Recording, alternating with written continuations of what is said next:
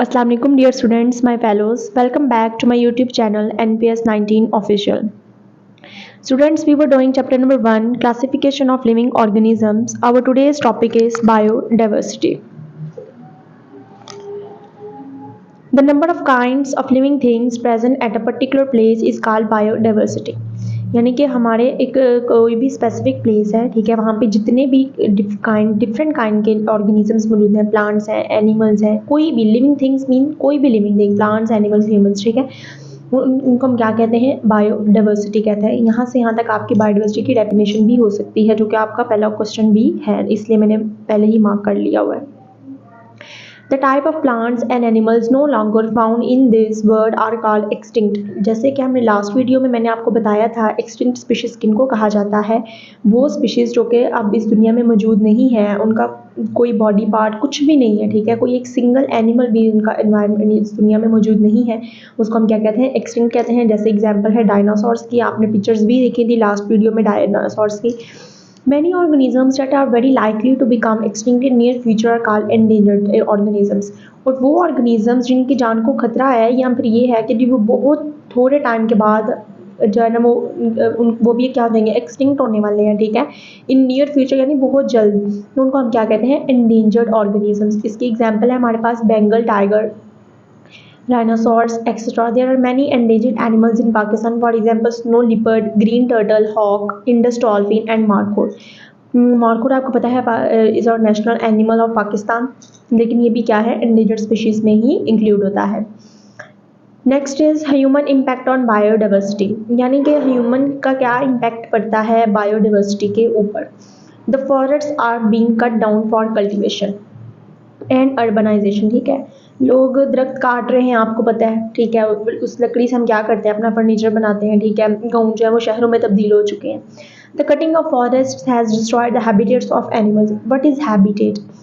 Students, जैसे कि हम इंसान हैं, हमारे घर होते हैं, परिंदे हैं, उनके घोंसले नेस्ट्स होते हैं, ठीक है, इसी तरह एनिमल्स जहाँ पे अपना रहते हैं जिस घर में, उसको क्या कहते हैं? हैबिटेट्स कहते हैं।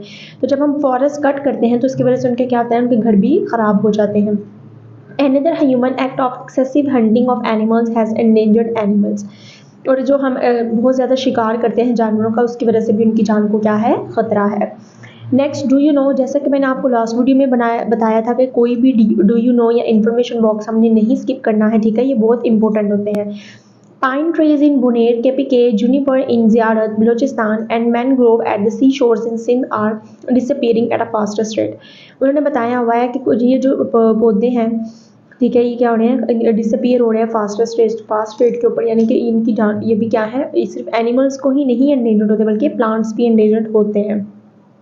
इंडस डॉल्फिन, उन्होंने आपको पिक्चर भी शो कर दी हुई है। Indus dolphin is blind but it can differentiate between light and the dark. कि इंडस डॉल्फिन क्या है? ब्लाइंड है, अंधी होती है, लेकिन ये डिफरेंस कर सकती है लाइट एंड डार्क में कि भाई दिन है कि रात है। Due to construction of dam at Indus river, चूँकि इंडस रिवर के ऊपर डैम कंस्ट्रक्ट हो चुका हुआ है, the Indus dolphins have decline in number, जिसकी वजह से इंडस डॉल्फिन्स क्या हो चुकी हैं? कम, उनकी तादाद कम हो गई है। Now they are found only between Jinnah and Kotri barrages. Next is conservation of biodiversity. Conservation होता है एक वर्ड और एक कन्वर्सेशन होता है, ठीक है। कन्वर्सेशन हम कहते हैं जो बातचीत करते हैं, और कंजर्वेशन कहते हैं जो हम प्रिजर्व करना, हिफाजत करना, महफूज करना। For the conservation of biodiversity, trade of endangered animals have been regularized. To save the habitats, the number of game reserves has been increased. National parks have been made all over the world where endangered animals are kept. A game reserve, also known as a game park, is a large area of land where wild animals live safely. In some game reserves, animals are hunted in the controlled way. For your information, mangroves are the small trees that grow in coastal areas. They protect the shorelines from damage. They act as nurseries for marine animals. Marine animals यानी जो पानी में रहने वाले होते हैं, जैसे fish, crabs, prawns.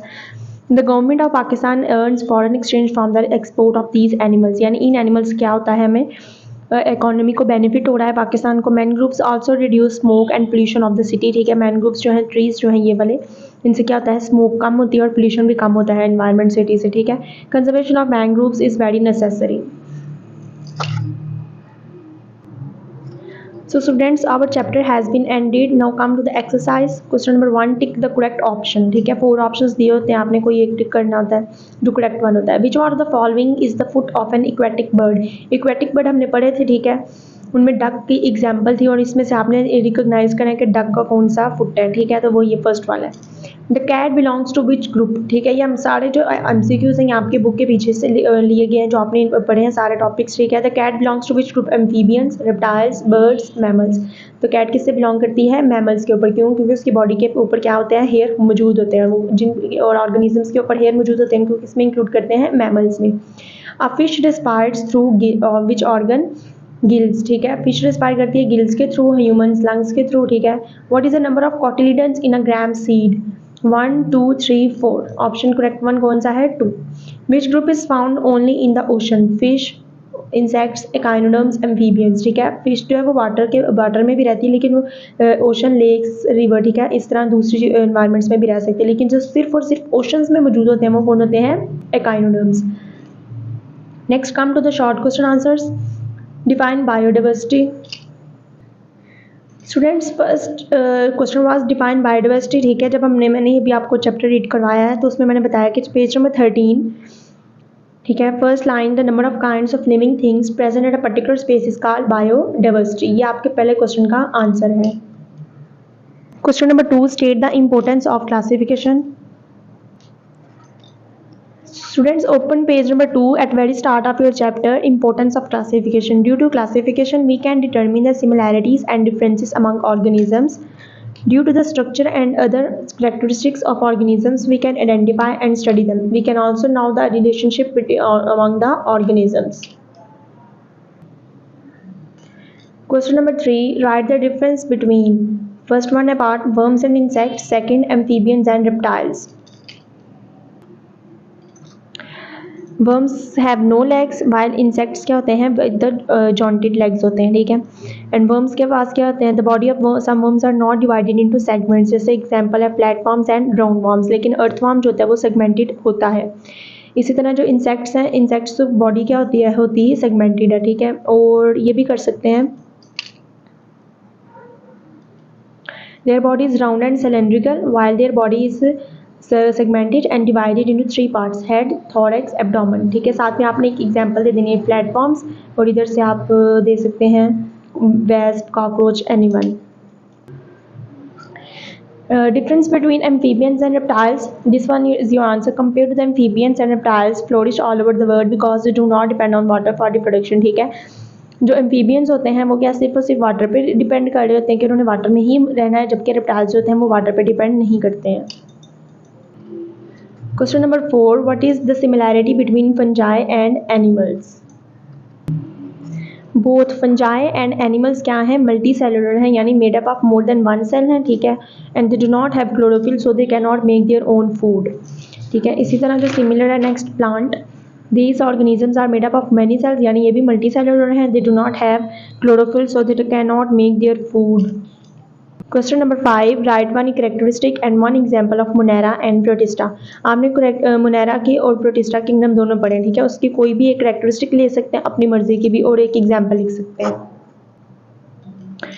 Kingdom monera, these organisms are made up of one cell, ठीक है. साथ में आप एग्जांपल दे देंगे बैक्टीरियम की, यानी बैक्टीरिया इसकी एग्जांपल है. Protista, most of them live in water, this kingdom includes amoeba, paramecium, algae, for example spiro वगैरह. तो ये भी आप उसकी एक एक कैरेक्टरिस्टिक हो गई और एक एक साथ में एग्जांपल हो गई. So students, alhamdulillah, our first chapter classification of living organisms have been ended. Hopefully you have got all concepts. So students, if you have any problem regarding any chapter concept, you can ask me in the comment section. I will try to answer your all questions. In our next video, inshallah, we will start our new chapter. Till then, take care. Allah Hafiz.